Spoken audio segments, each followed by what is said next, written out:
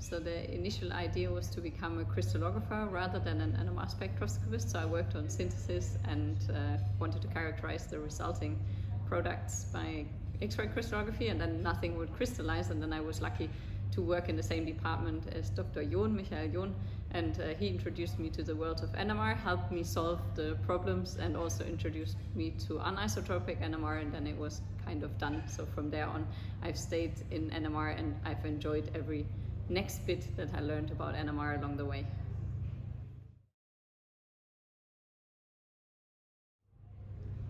So there were multiple things along the path that helped me decide.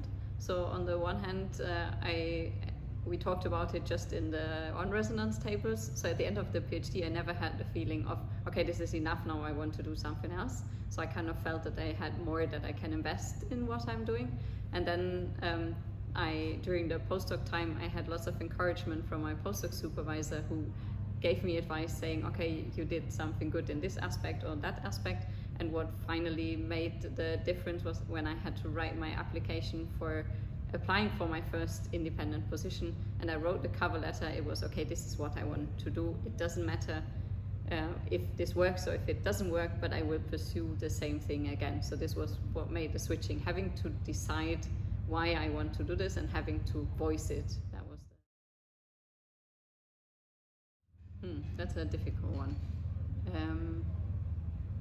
So I think to always stay curious is very important in a scientific career, to keep on learning, to never stop learning and never stop being interested in new things, and also to not let yourself be kind of thrown out of the way by rejections, for example, or things that you didn't expect. So to believe in what you're doing as well, even though that you might have doubts if it's good enough or creative enough or fancy enough, but yeah, to pursue this in detail.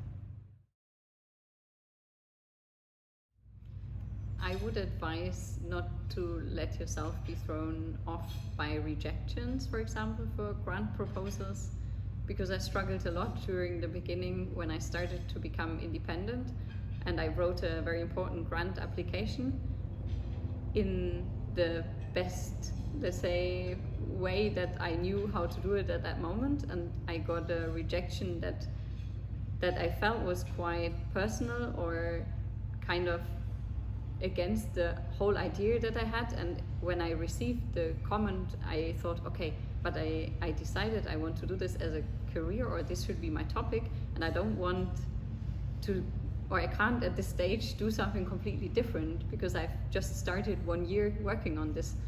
And then I took a step back, and it took me a while to accept this and then be able to take the step back and thought, okay, what could I have done to prevent this person from having this point of attack?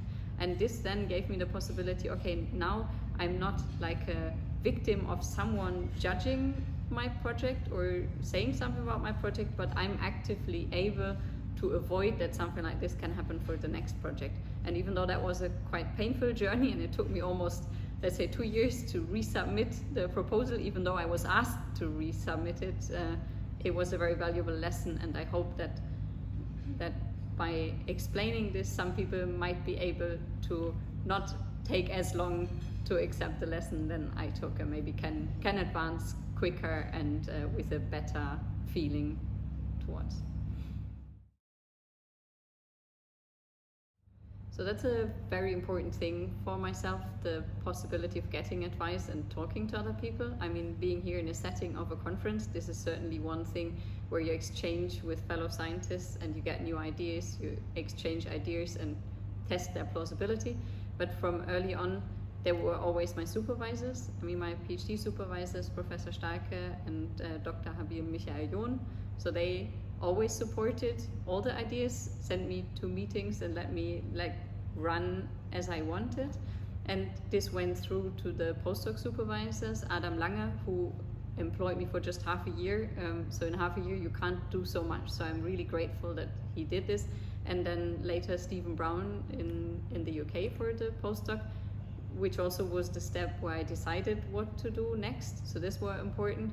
Then during the the independent, or start of the independent career, I had Christina Thiele as a mentor, which was an amazing opportunity, for the networking, but more for the confirmation of the gut feeling. So she didn't have any interest in the local situation at my university, other than helping me to achieve the things I wanted to achieve in science, and having someone from the outside whom you could ask for advice and just confirm, it feels strange, should I proceed this way, or should I trust the gut feeling? Having the confirmation, yes, trust your gut feeling, was like gold or a diamond worth.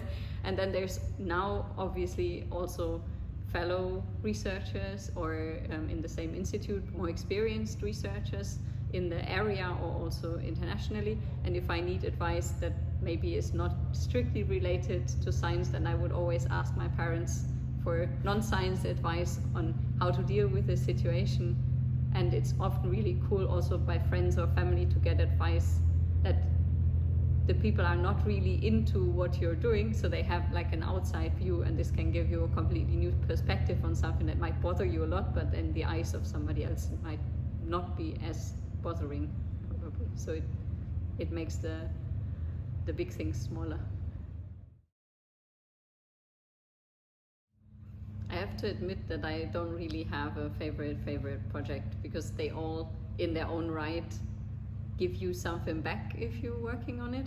But there's one project that was never published, but that was great fun working on, because I had an ongoing collaboration with my PhD supervisor while being in the postdoc, and they worked on anthracene molecules that showed solid state luminescence fluorescence when aromatic guests were present. And they sent me samples over from Germany to the UK, and I was supposed to measure them in the UK. And every time the samples arrived, they were in a different state. And then we tried to figure out what actually happened, and that was one of the coolest presentations in a symposium, because I named it with a little help from DHL, because we then could find out, depending on which mail service we used, there were actually a different polymorph that was arriving at the UK institution. So that was a funny project, but I wouldn't say it was a favorite.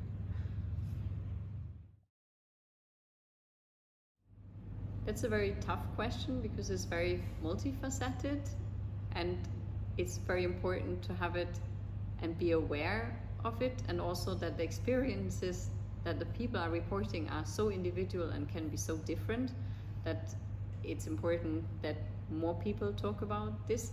And I can comment maybe on two aspects. On the aspects of my job that I have, where I did have a situation where people said, oh, you have one of these female positions, even though that's not even clear or not even a thing that exists. And there are no equivalent male positions. On the other hand, I have to say that in the NMR community itself, I've always felt respected for what I'm doing. And if I was standing in front of an audience or submitting something, I got very constructive comments on papers, I got very constructive feedback on talks, and I think it was more important what was the content rather than who was standing in front of the people. But again, that's a very personal experience, and everyone might have a different one.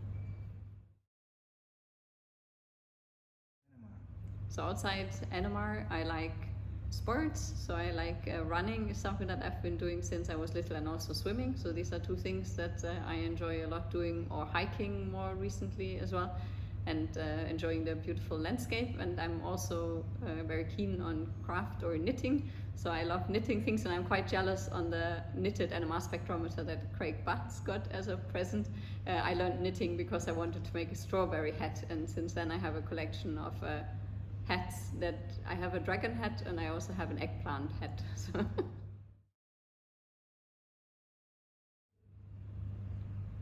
I don't think that I will do a 180-degree turn on the interest, so certainly NMR will stay in the focus of my interest, but then I want to continue learning.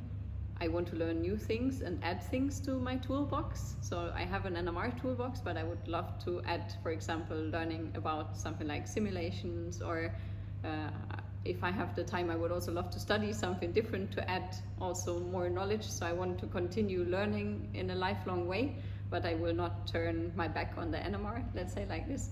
But of course, depending on the challenges that we are facing as humans or in research or in different areas, then of course the area of application might change or vary from time to time, but not the center of where it comes from. So the future of NMR would certainly be cool, with all the really fascinating and motivated people around in the community. There are so many aspects of NMR that it's difficult to comment in general, but one thing that I would like to comment on, which is more close to what I'm currently working on, and that's the complementarity with other methods, which is something that is explored, but there's a much more potential in this direction, and I'm really looking forward to seeing what will happen there.